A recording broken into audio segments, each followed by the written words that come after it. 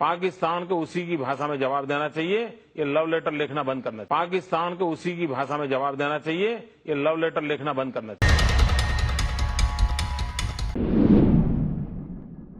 भारत के prime minister Narendra Modi ने पाकिस्तान के प्राइम मिनिस्टर इमरान खान को खत लिखकर पाकिस्तान दिवस की मुबारकबाद देते हुए कहा है कि एक पड़ोसी मुल्क के तौर पर भारत पाकिस्तान के लोगों के साथ खुशगवार रिश्ते रखना चाहता है। नरेंद्र मोदी ने खत में लिखा कि खुशगवार रिश्ते बनाने के लिए आतंकवाद और दुश्मनी से आज़ादी और यकीन और भरोसे से भरे माहौल की ज़रूरत है। नरेंद्र मोदी ने इमरान खान के नाम लिखे इस खत में अपने इन ख्यालों का इजहार किया है। वहीं भारत के प्रेसिडेंट रामनाथ कोविंद ने भी पाकिस्तान के प्रेसिडेंट आरिफ अलवी को खत लिखकर पाकिस्तान दिवस की मुबारकबाद दी है। नरेंद्र मोदी ने इमरान खान को ये खत ऐसे वक्त में लिखा है जब दोनों देशों के बीच लाइन ऑफ कंट्रोल पर नए सिरे से सीज फायर लागू किया गया है। पिछले महीने ही दोनों मुल्कों के मिलिट्री ऑपरेशन के डायरेक्टर जनरल डीजीएमओ ने एक ज्वाइंट बयान जारी करते हुए अचानक लाइन ऑफ कंट्रोल पर सीज फायर का ऐलान किया। तब से सरहद पर खामोशी है और दोनों मुल्कों की तरफ से सीज फायर समझौते पर पूरी तरह अमल किया जा रहा है। नरेंद्र मोदी ने अपने खत में लिखा है कि पाकिस्तान दिवस के मौके पर वो पाकिस्तान के लोगों को अपनी मुबारकबाद देना चाहते हैं। उन्होंने इमरान खान को एड्रेस करते हुए लिखा कि इस मुश्किल वक्त में वे उन्हें और पाकिस्तान के लोगों को कोविड-19 की चुनौतियों से निपटने के लिए शुभकामनाएं यानी बेस्ट विशेस देते हैं। कुछ दिन पहले इमरान खान जब कोरोना पॉजिटिव हुए थे तब भी भारत के प्राइम मिनिस्टर नरेंद्र मोदी ने उनके लिए बेस्ट विशेस भेजी थी। वैसे भारत और पाकिस्तान के रिश्तों में हाल के महीनों में अचानक आई गर्माहट के पीछे किसी तीसरे मुल्क के होने की कयास भी लगाई जा रही है। खैर, इन सब के बीच जो दूसरी अहम खबर है वो ये है कि सिंधु नदी यानी इंडस रिवर के पानी को लेकर बातचीत के लिए पाकिस्तान का एक 8 लोगों का दल पाकिस्तान के इंडस वाटर कमिश्नर सैयद मेहर आलम की अगुवाई में भारत में अपने काउंटर पार्ट्स के साथ नई दिल्ली में बात कर रहा है। यह बातचीत भारत और पाकिस्तान के बीच 2 साल बाद हो रही है। हर साल होने वाली ये बैठक इस बार 2 साल बाद हो रही है। इसमें पानी के बंटवारे के साथ साथ इसी मसले से जुड़े दूसरे इश्यूज पर भी बात होगी। भारत ने लद्दाख में कई हाइड्रो पावर प्रोजेक्ट को मंजूरी दी है, जबकि पाकिस्तान ने इस पर ऑब्जेक्शन किया था। आपको बता दूं कि सिंधु वाटर ट्रीटी को 2 देशों यानी भारत और पाकिस्तान के बीच वाटर डिस्प्यूट पर एक कामयाब इंटरनेशनल एग्जाम्पल के तौर पर देखा जाता है।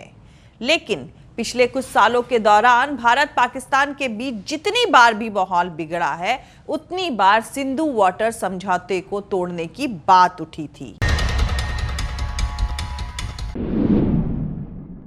आपको बता दूं कि सिंधु नदी का इलाका करीब 11.2 लाख किलोमीटर एरिया में फैला हुआ है। ये इलाका पाकिस्तान में 47%, भारत में 39%, चीन में 8% और अफगानिस्तान में 6% है। आंकड़े के मुताबिक करीब 30 करोड़ लोग सिंधु नदी के आसपास के इलाकों में रहते हैं। भारत और पाकिस्तान के बीच 2 जंगें और एक कारगिल जैसी जंग और ना जाने कितनी कंट्रोवर्सीज और दिक्कतों के बावजूद अभी तक सिंधु वाटर ट्रीटी कायम है। इस ट्रीटी के खिलाफ हजारों आवाजें उठी, लेकिन इस ट्रीटी पर अभी तक कोई असर नहीं पड़ा। उरी और पुलवामा हमले के बाद भी कयास लगाए जा रहे थे कि भारत सिंधु जल समझौता रद्द कर सकता है, लेकिन ऐसा नहीं हुआ। इस समझौते के नियमों के मुताबिक कोई भी एक तरफा तौर पर इस वाटर ट्रीटी को रद्द नहीं कर सकता है या बदल सकता है। दोनों मुल्क मिलकर इस ट्रीटी में बदलाव जरूर कर सकते हैं या एक नया समझौता बना सकते हैं, पर कुछ जानकारों का कहना है कि भारत वियना समझौते के लॉ ऑफ ट्रीटीज की धारा 62 के तहत इस बेस पर ट्रीटी से पीछे हट सकता है कि पाकिस्तान आतंकी गुटों का इस्तेमाल भारत के खिलाफ कर रहा है, क्योंकि जानकारों के मुताबिक इंटरनेशनल न्यायालय ने कहा है कि अगर बेसिक कंडीशंस में बदलाव आता है तो किसी भी ट्रीटी को रद्द किया जा सकता है। दरअसल सिंधु नदी के पानी को लेकर झगड़ा 1947 में भारत के बंटवारे से पहले से ही शुरू हो गया था, खासकर पंजाब और सिंध प्रोविंसेस के बीच। 1947 में भारत और पाकिस्तान के इंजीनियर्स मिले और उन्होंने पाकिस्तान की तरफ आने वाली 2 मेन नहरों पर एक स्टैंड स्टिल समझौते पर दस्तखत किए, जिसके चलते पाकिस्तान को लगातार पानी मिलता रहा। यह समझौता 31 मार्च 1948 तक लागू था, लेकिन 1 अप्रैल 1948 को जब इस समझौते की तय मियाद खत्म हो गई तो भारत ने 2 मेन नहरों का पानी रोक दिया, जिससे पाकिस्तान के पंजाब की 17 लाख एकड़ जमीन पर हालात खराब हो गए थे। भारत की तरफ से उठाए इस कदम की कई वजह बताई गई, जिसमें एक जो बहुत सारे जानकारों का मानना है वो थी कि भारत का कश्मीर मुद्दे पर पाकिस्तान पर दबाव बनाना। इसीलिए बाद में हुए समझौते के बाद भारत पानी की सप्लाई जारी रखने पर राजी हो गया। इस मुद्दे पर करी गई स्टडी के मुताबिक 1951 में प्रधानमंत्री जवाहरलाल नेहरू ने टेंसी वैली अथॉरिटी के एक्स चीफ डेविड लिलियंथल को भारत बुलाया था। लिलियंथल पाकिस्तान भी गए और वापस अमेरिका लौटकर उन्होंने सिंधु नदी के बंटवारे पर एक आर्टिकल लिखा। यह आर्टिकल विश्व बैंक प्रमुख और लिलियंथल के दोस्त डेविड ब्लैक ने भी पढ़ा और ब्लैक ने भारत और पाकिस्तान के प्रमुखों से इस बारे में कांटेक्ट किया। फिर शुरू हुआ दोनों पक्षों के बीच बैठकों का सिलसिला। ये बैठकें करीब 1 दशक तक चली और आखिरकार 19 सितंबर 1960 को कराची में सिंधु नदी समझौते पर दस्तखत हुए। समझौते के तहत सिंधु नदी की सहायक नदियों को ईस्ट और वेस्ट नदियों में बांटा गया।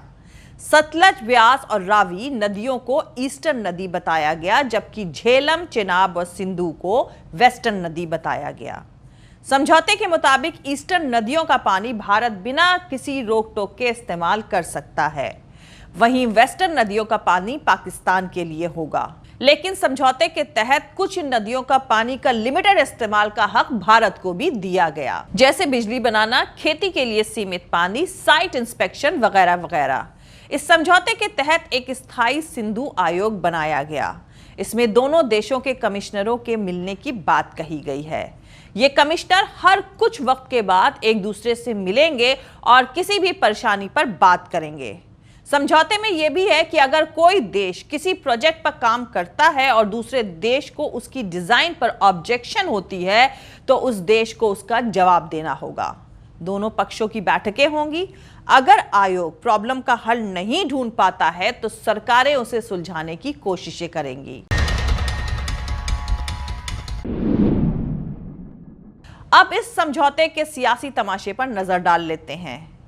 तो दोस्तों, भारत में एक कैटेगरी के लोगों का मानना यह भी है कि इस समझौते से भारत को फाइनेंशियल नुकसान हो रहा है। जम्मू कश्मीर सरकार के मुताबिक इस ट्रीटी की वजह से उनके स्टेट को हर साल करोड़ों रुपए का फाइनेंशियल नुकसान होता है। ट्रीटी पर रिकंसिडरेशन के लिए विधानसभा में 2003 में एक प्रपोजल पास किया गया था। वैसे दिल्ली में एक सोच ये भी है कि पाकिस्तान इस समझौते का इस्तेमाल कश्मीर में गुस्सा भड़काने के लिए करता रहता है। कुछ जानकारों का तो ये भी कहना है कि भारत ने 1960 यानी 1960 में यह सोचकर पाकिस्तान से इस समझौते पर दस्तखत किए कि उसे पानी के बदले अमन मिलेगा, लेकिन ट्रीटी के अमल में आने के 5 साल बाद ही पाकिस्तान ने जम्मू कश्मीर पर 1965 में हमला कर दिया था। बहरहाल ये सब पुरानी बातें हैं। नई बात यह है कि भारत के प्राइम मिनिस्टर नरेंद्र मोदी ने पाकिस्तान के प्राइम मिनिस्टर इमरान खान को खत लिखकर पाकिस्तान दिवस की मुबारकबाद देते हुए कहा है कि एक पड़ोसी मुल्क के तौर पर भारत पाकिस्तान के लोगों के साथ खुशगवार रिश्ते रखना चाहता है। जय हिंद, सत्यमेव जयते, अल्लाह हाफिज। दोस्तों, हमारा पूरा वीडियो और दूसरे और वीडियोस देखने के लिए हमारा YouTube channel political Tamasha with doctor Arshi को सब्सक्राइब करके वहां पर लगी बेल आइकॉन को जरूर दबा दें ताकि आपको हमारे आने वाले हर वीडियो की अपडेट्स मिलती रहे। और दोस्तों, अगर आपको हमारा काम पसंद आता है, हमारे वीडियोस पसंद आते हैं, तो www.patreon.com/dr अर्शी खान पर जाकर डोनेट करके आप हमारे काम को सपोर्ट कर सकते हैं। दोस्तों, अगर आपको हमारा वीडियो पसंद आता है तो लाइक और शेयर करना हरगिज नहीं भूलें। आप हमें फॉलो भी कर सकते हैं हमारे ट्विटर, इंस्टाग्राम और फेसबुक पेज पर। मेरा ट्विटर हैंडल है @arshi_aziz Khan। Thank you. मिलते हैं अगले वीडियो में।